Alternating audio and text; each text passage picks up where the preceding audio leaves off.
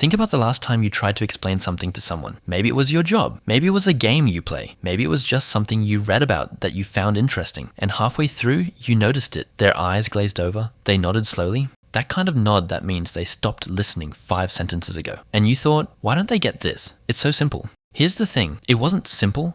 It just felt simple to you. And that difference between how clear something feels inside your head versus how confusing it sounds to someone else, that is one of the most quietly destructive things happening in human communication every single day. It's called the curse of knowledge. Everyone has this. In 1990, a researcher at Stanford ran a really simple experiment. She split people into 2 groups, tappers and listeners. The tappers had to pick a well-known song, Happy Birthday, Twinkle Twinkle, something everyone knows, and tap out the rhythm on a table with their finger, just knocking. No words, no humming, just taps. The listeners had to guess what song it was. Before it started, the tappers were asked, how many listeners do you think will guess correctly? They said about 50%. Half, they thought, easy. The real number was 2.5%. Out of every 40 guesses, only 1 person got it right, and the tappers were shocked, genuinely confused, because in their head, while they were tapping, they could hear the song playing. Every tap felt like a note. It felt obvious. It felt like music. But the listeners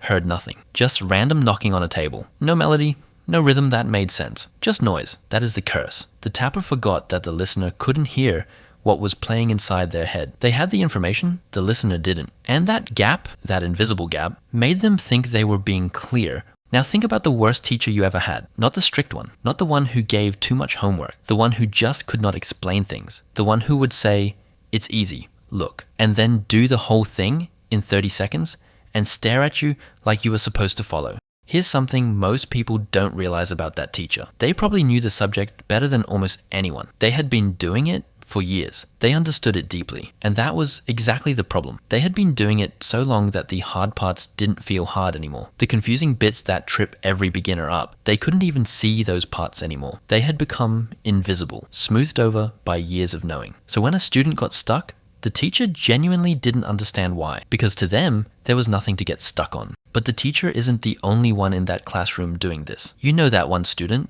every class has one, the one who finishes the test first, puts the pen down loud enough for everyone to hear, and leans back in their chair like they're on holiday. The teacher is still explaining. Half the class is still lost, and this person raises their hand and goes, yeah, I got it. It was pretty easy actually. And you want to turn around and say something, but you don't. You just sit there feeling worse about yourself than you did 5 minutes ago. Like maybe everyone else gets it and you're the only one who doesn't. Here's what's actually happening in that moment. That student isn't necessarily smarter than you. They might have seen this topic before. They might have a parent who explained it at home. They might have just gotten lucky with how their brain works for this specific type of problem. But they've already forgotten what it felt like to not understand it. So to them, it genuinely does feel easy. And they say it out loud without realizing that those 2 words, it's easy, land like a punch to everyone still trying to figure it out. That's the curse, right there in your classroom. And then there's the other version, the one that doesn't make you feel stupid. It makes you feel angry. You know this one too. Someone finds out you don't know something, and instead of just telling you, they make a whole moment out of it. Wait, you don't know this? Are you serious? This is like basic stuff. Everyone knows this. And suddenly you're not just uninformed, you're embarrassed. You feel like you've been caught lacking something you were supposed to already have. But here's the thing. Nobody told you. Nobody sat you down and explained it. That information just never came your way. And now someone is treating you like a criminal for not having it. That anger you feel in that moment is completely valid, because what they're doing is assuming that because something is obvious to them, it should be obvious to everyone. They've forgotten the moment they learned it.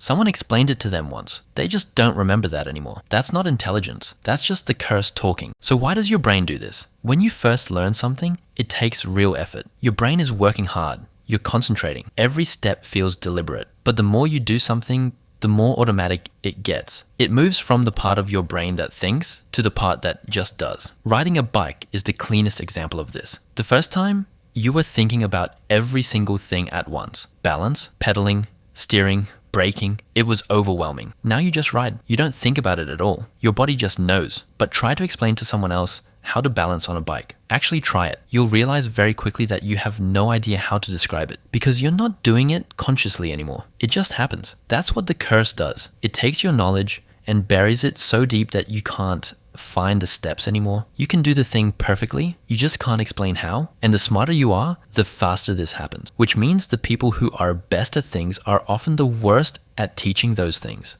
Relationships. You've probably had an argument where you felt like you explained yourself perfectly and the other person still didn't get it. That feeling, that's often this. You assumed they had the same context you had. They didn't. The conversation made sense inside your head and nowhere else. Online. Most content made by experts is almost unreadable to normal people. Too much assumed knowledge, too many steps skipped, and the people who actually know how to explain things clearly, they become the ones everyone listens to. Not always because they know the most, but because they close the gap. The curse of knowledge doesn't mean you're too smart. It means you forgot what it was like to not know what you know now. You forgot the confusion, the frustration, that moment when someone said something and it made zero sense. All of it faded once the knowledge settled in. And that nerdy kid in your class who said it was easy, they forgot too. The person who made you feel stupid for not knowing something basic, they forgot too. They weren't always on the other side of that gap. Someone explained it to them once. They just can't remember that anymore. The people who break this curse are the ones who hold on to that feeling of not knowing, who remember what it was like to be lost, who look at something they understand completely and still ask, how would I explain this to someone hearing it for the very first time? That's the real skill. Not knowing things, knowing how to give what you know to someone else.